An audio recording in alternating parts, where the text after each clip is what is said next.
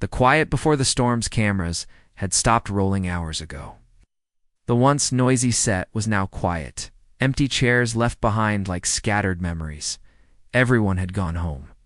But Anna stayed, on the edge of a wooden bench near the studio, gardener arms folded tight across her chest. Her makeup was still perfect, but her eyes told another story, one of exhaustion, heartbreak, and something deeper. Something that words couldn't fix. The movie they'd worked so hard on wasn't getting the response everyone expected. Critics were already posting cold reviews.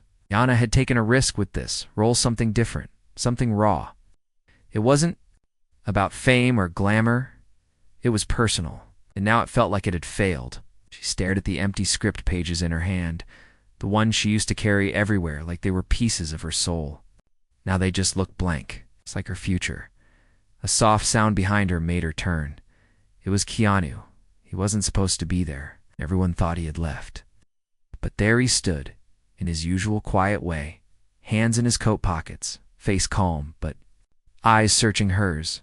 He didn't speak right away. Never rushed moments like these. "I saw your car was still here," he said softly. Walking over, Anna gave him a small nod, barely lifting her head. "I couldn't drive. Not like this." Didn't ask what this meant. He could feel it. Something in her was breaking, slowly, and she was trying to hide it from the world. But Keanu knew the signs. He had lived through them himself. He sat beside her. It's not too close, just enough to say, "I'm here." The silence stretched, but it wasn't uncomfortable.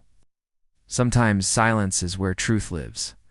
"I don't think I can do this anymore," Anna finally whispered. Her voice cracked. "This dream, it's draining me. No matter how hard I try, it's like I'm never enough." Keanu looked out at the dim lights around the studio garden. Then he turned to her. "You're not alone in that feeling," he said. "You're the only one walking through the fire, but most of us are burning quietly too." Anna bit her lip. She wanted to believe him, but she had always seen Keanu as someone beyond reach, strong, calm, always in control.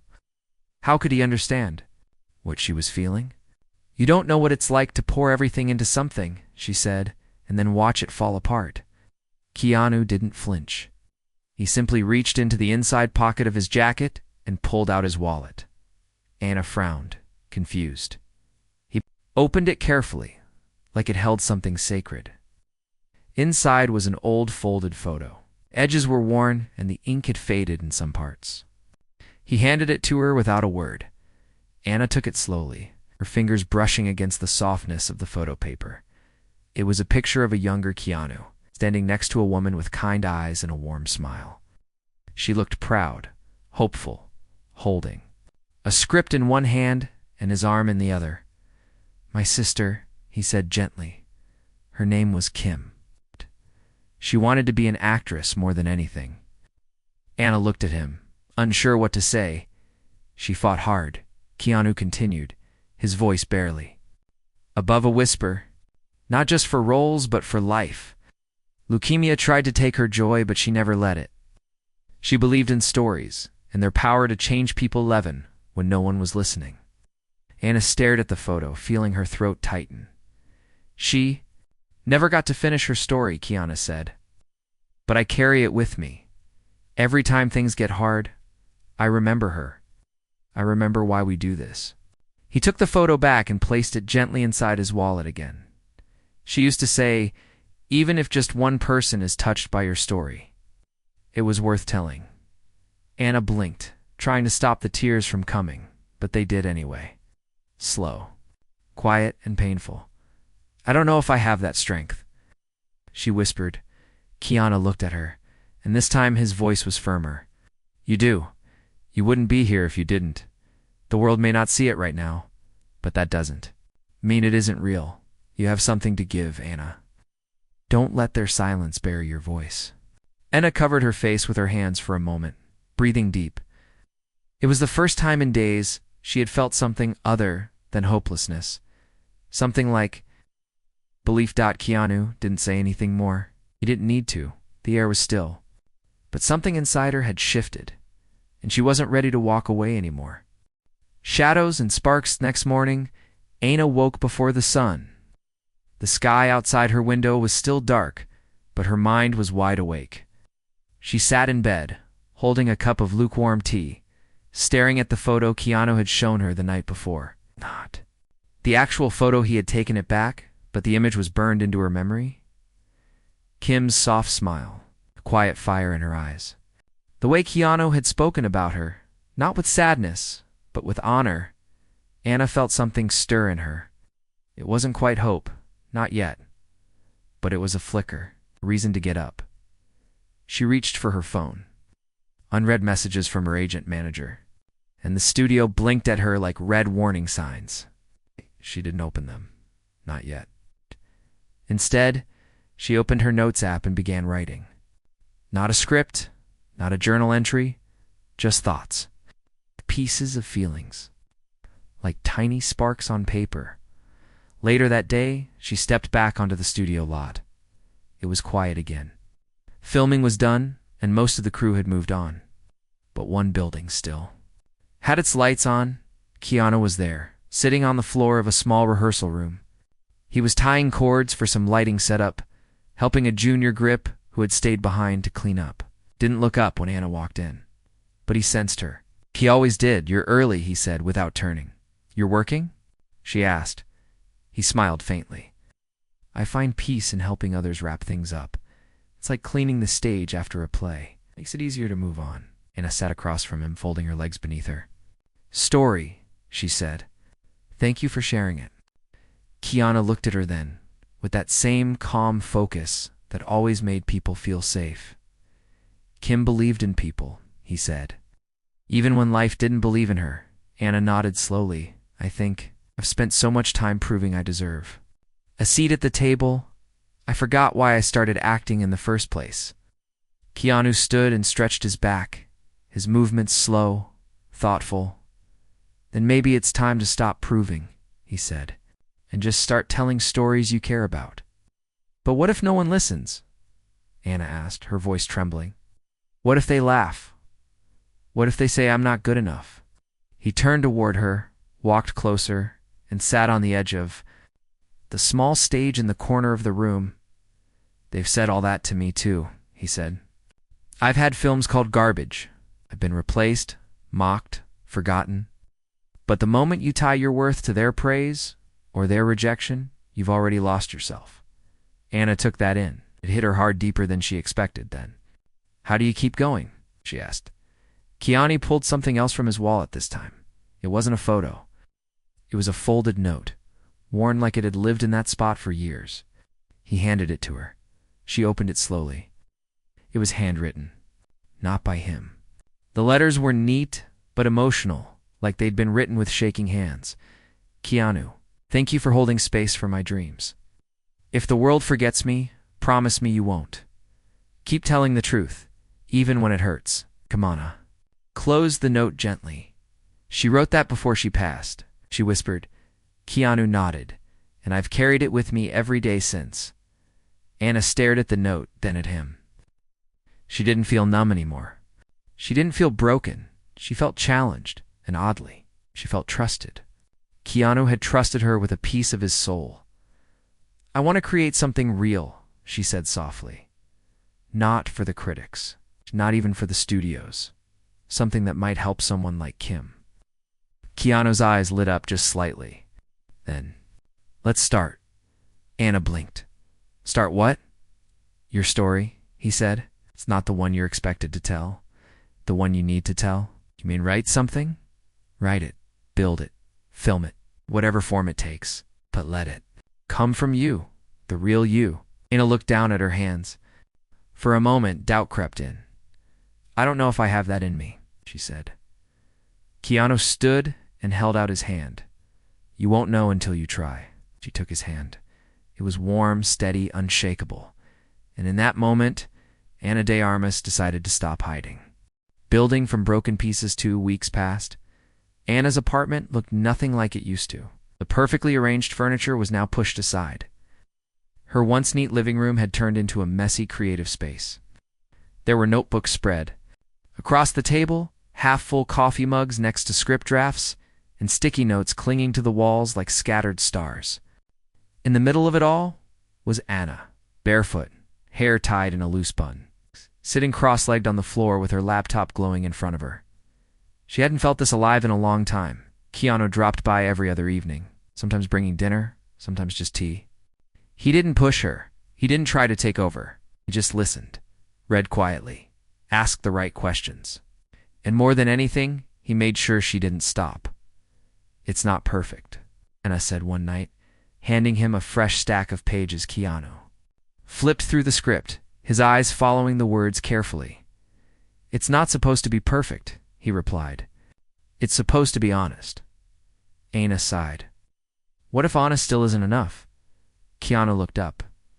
"It's always enough, because real stories find the people who need them." She let that sink in. The story she was writing was about a young woman who had once dreamed of being a dancer but had to give it up after a car accident. It wasn't flashy, wasn't loud, but it was raw.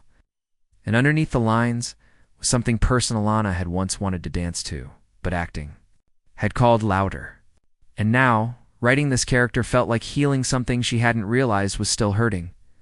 One evening, as they sat side by side editing dialogue, Anna turned to Keanu. "Why are you helping me with this?" she asked. He paused. "Because someone once helped me when I was lost." "Who?" she asked. He smiled faintly. "An old stage manager named Miriam. She worked at a small theater I used to go to after auditions. I was 19, broke, and scared. I'd wait outside. Door too nervous to go in? One day she saw me and handed me a broom. Said, 'If you're going to stand out here, might as well make yourself useful.'" Anna laughed softly. "I swept that stage for months," Keanu said.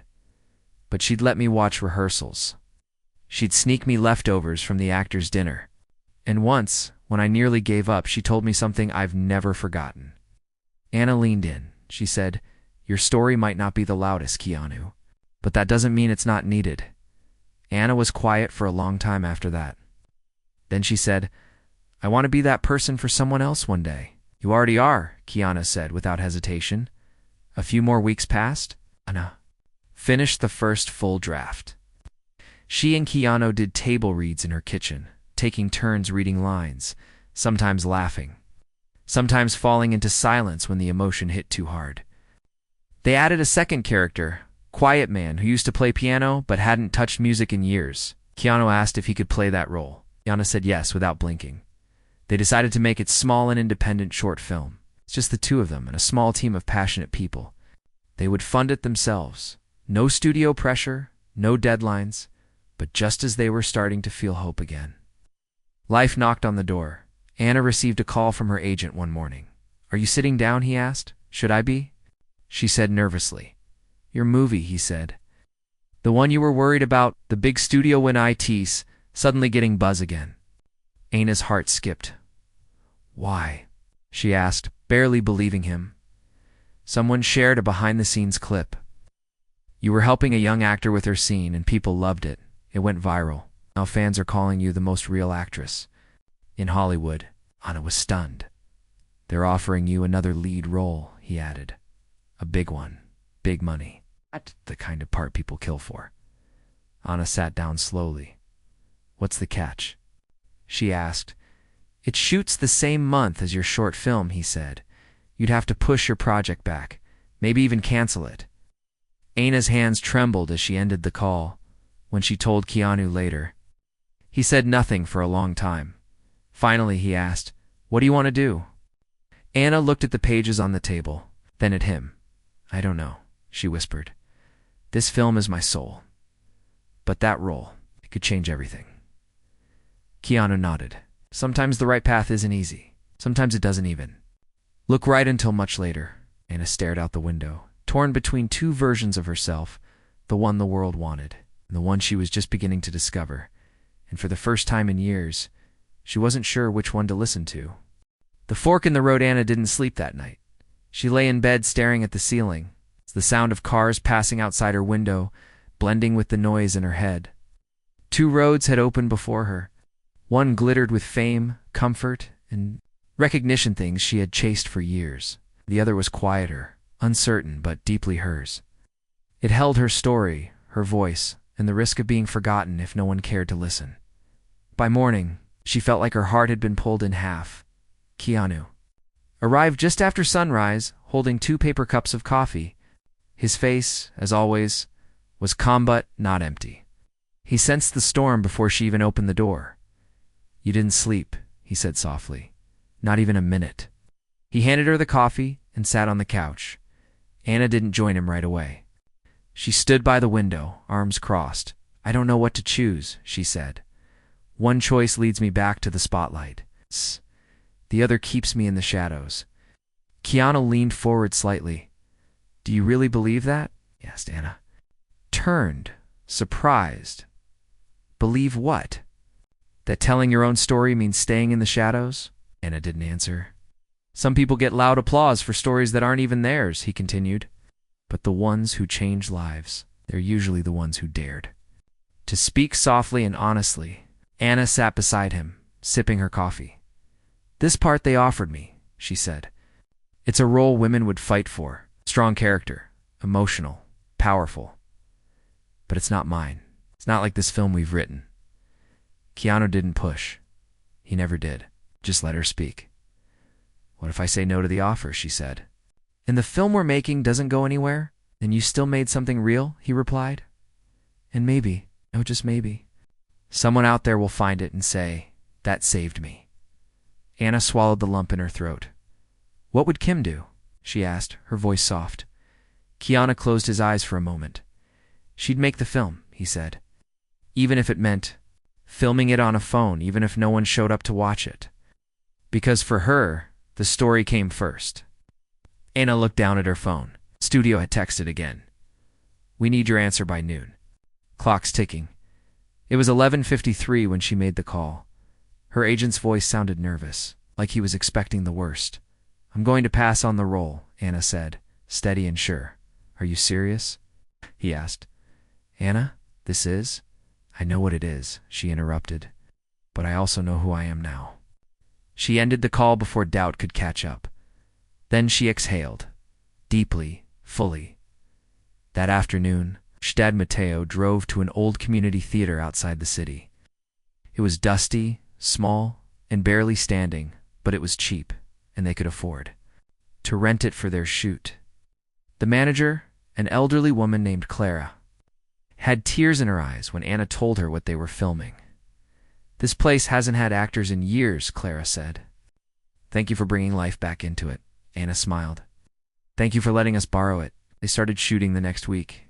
It was raw, intimate, and everything Anna had dreamed of. No trailers, no crew of hundreds, no special effects.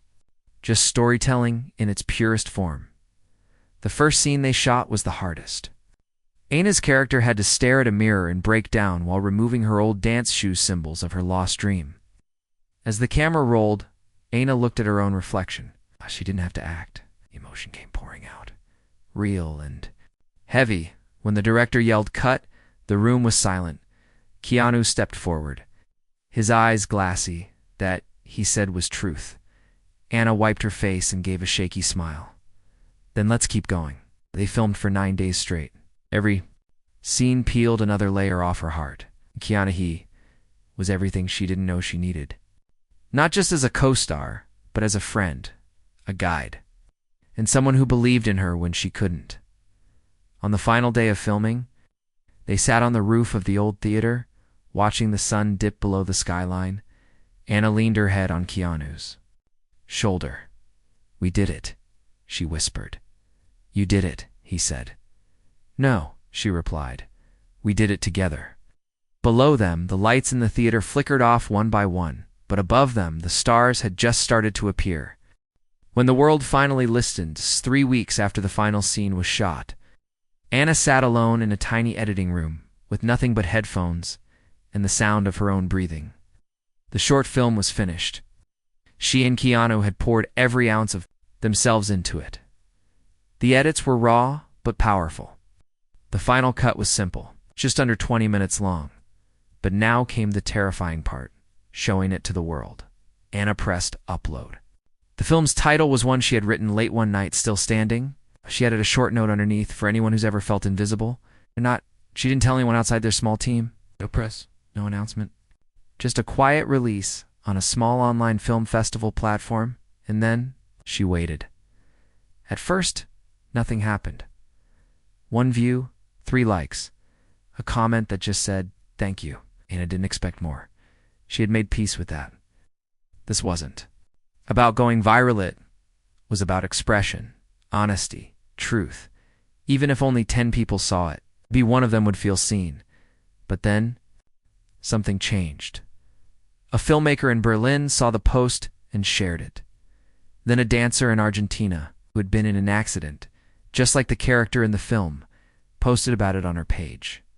Within days, Still Standing had been viewed over 100,000 times. People didn't just watch. They wrote back. Messages flooded in from women who had walked away from dreams, from men who hadn't touched a piano in years, from teenagers afraid to show who they really were. They didn't talk about how the lighting could have been better. They didn't mention the lack of a studio budget. They talked about how the film made them cry, how it made them breathe again, how it made them feel less alone. Anna sat on her balcony one night, reading a message from a young girl who had tried to end her life 6 months earlier. The girl wrote, "I watched your film with my older sister. We both cried. She hugged me for the first time in a year. I just wanted to say thank you. I'm still here because of that story." Anna covered her mouth with her hand, overwhelmed. Tears slid down her face, not the kind from fear or doubt, but from something deeper. Release. Healing Keanu arrived a few minutes later. He didn't knock. She had told him not to bother anymore. "It's happening, isn't it?" he said gently. Anna nodded, showing him the message on her phone. Keanu read it in silence, then looked up. "Kim would have loved this," he said. Anna smiled through the tears. This was for her too. He sat down beside her, the two of them, watching the night sky again like they had on the theater rooftop weeks ago. "Do you regret turning down the studio role?" he asked. Anna shook her head. Not even a little. A week later, Still Standing was invited to screen at an international indie film festival in Toronto. It would play on the closing night. The same night, one of the biggest blockbuster premieres was scheduled across town. Anna hesitated. The organizers asked if she would attend in person. She told them she wasn't sure. But that night, as she sat with Keanu in a quiet cafe, she unfolded the same note he had once shown her, Kim's words. The paper now had soft folds from being read so many times. "Keep telling the truth, even when it hurts." Anna looked up at him. "I think I'm ready." On the night of the festival, she walked the small red carpet in a simple black dress. There were no flashing lights, no screaming crowds, just a quiet buzz of people who came for the story. When the lights dimmed and the film began, Anna held her breath. Even though she'd watched it 100 times, this felt different. This was the first time a room full of strangers would see her heart without any filters. The final scene came, the one where her character walks away from the mirror, barefoot past her old dance shoes, toward a stage with no lights. The room was silent, and then applause, not wild or loud, but slow and steady. People stood one by one, some wiping their eyes, some holding hands, some just staring forward like they had seen a piece of themselves on screen. Anna looked at Keanu, who sat in the back row. He wasn't clapping. He had tears in his eyes, and he was smiling after the screening. A young man approached Anna with shaky hands. He couldn't speak right away, so he just held out his wallet. Inside it, a tiny folded photo of his mother. "She wanted to dance too," he finally said, "but she never got the chance. Your film made me feel like she danced tonight." Anna hugged him. Long, warm, real.